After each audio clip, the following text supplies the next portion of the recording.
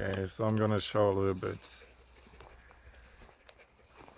what living outside of our town can look like. Um, so the scenery can be very nice. You're in nature, so you don't have this concrete jungle. It's all a little bit cleaner, you could say, as with those dirty concrete and towns, or like cities. Towns can still be nice. But yeah, so this is what living in nature can look like. You have a nice view. I don't think anything can really beat this. I don't think city living can beat the view or be as nice as living in outside here in nature. But it also comes with some minuses, right? Everything has a plus and minus. Not everything is positive. But yeah, just showing a little bit of what living outside of a small town or near a small town can look like, or outside. So when you leave cities, you can have something like this, which is obviously a lot nicer than being crammed together. And yeah, so showing you the view, and I'm gonna show you a little bit more. So yeah, I have to go to a mechanic because something I noticed is something loose that should not be loose. So yeah, that belongs to the rear brake. So yeah, gotta bring that to the mechanic now, or today. Now I'm gonna drive to a mechanic, see what's up with the car. Yeah, I'm now at this point where I'm thinking it was time to completely leave the continent, leave America, because I do not see anything good happening.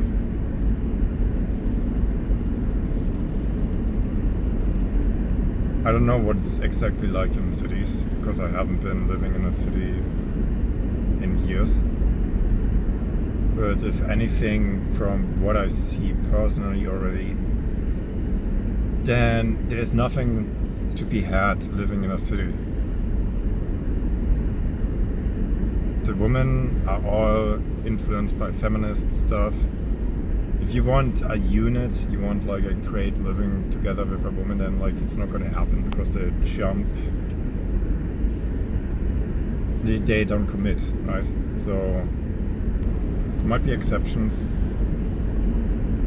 but might as well just go to other countries where modern feminism hasn't influenced women that much yet.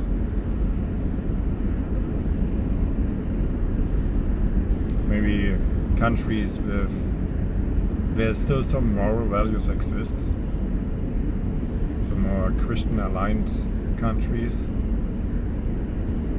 And that's my thought. Like, I know like North America can be beautiful, the environment, the scenery, but when it comes to the people, like people get completely morally corrupt.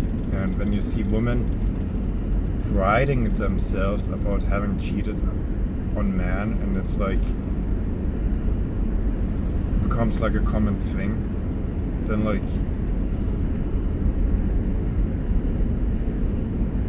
that's disgusting. It's disgusting, and I don't think I want that. Really. I don't want that around me. So maybe worth traveling. Or I think it's actually worth traveling. Man, I'm just rambling. Okay.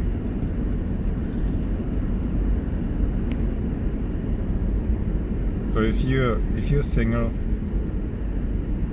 then what's the point being in a country that has women all influenced by feminism, and they all kind of think similar, where cheating is like acceptable? And it's like, I don't think it's acceptable. I don't want that around me.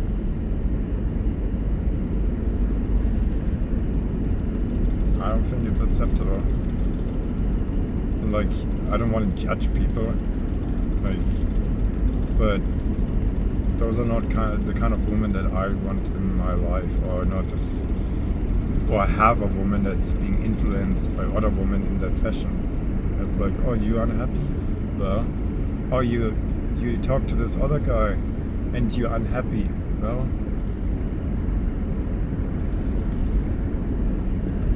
fuck being happy. Get a new purse, you're happy. Fuck it. It's the whole point of just like constructing your life around being happy. It's fleeting. One day you're happy, the next you're unhappy. So, whatever. So yeah. Dropped my car off. Going back to what I was talking about before.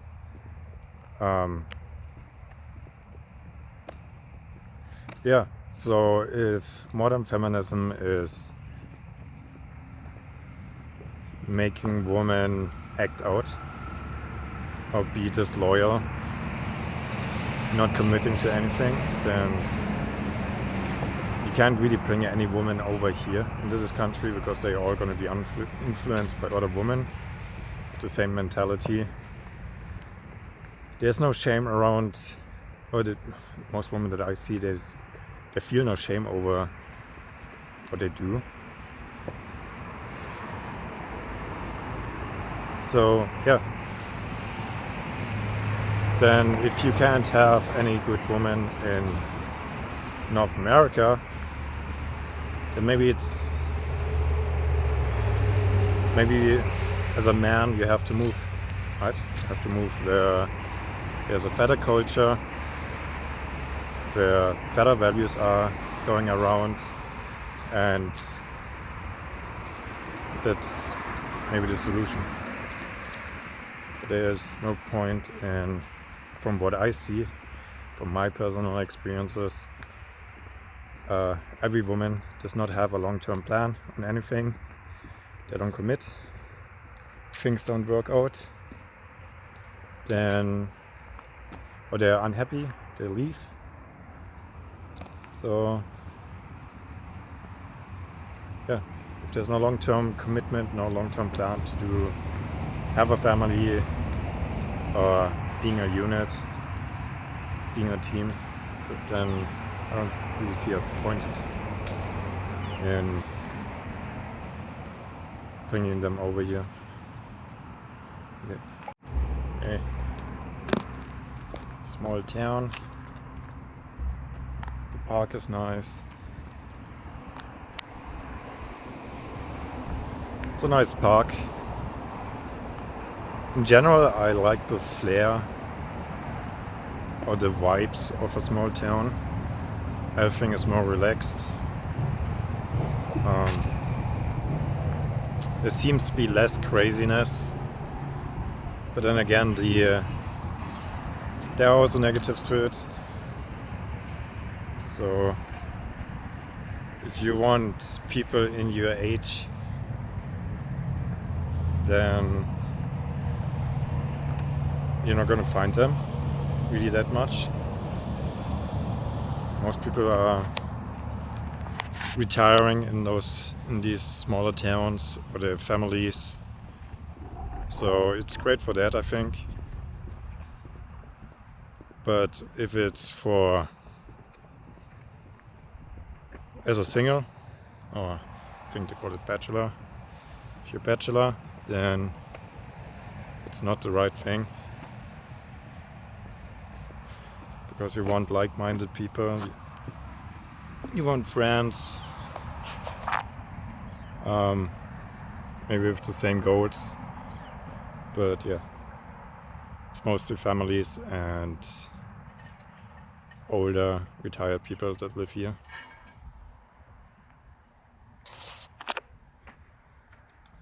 And from what I see, also a lot of like the gay parade stuff, and that more and more is being pushed everywhere worldwide. You also can't escape it really in small towns. So they're gonna push that in small towns more and more too. So if you want your children to somehow exposed to that, in the sense of maybe even thinking that dressing up as a man is like an achievement and there's a parade to be made about that, then if you don't want that, then it's probably not good, because it even goes into the small towns now. I see it in small towns here. I'm like torn between two choices. I think like part of me still wants to go back to being ignorant, how I was before. Also to how modern women act. Part of me just wants to like go back to ignorance, just love people, live in ignorance, just love people, and then like get screwed over at the end, but can't, right? Once you know, you know. Once you've seen it, you've seen it. Once you know what's going around, you know what's going around. And then it's like, well, no, you gotta make a choice based off what you know. So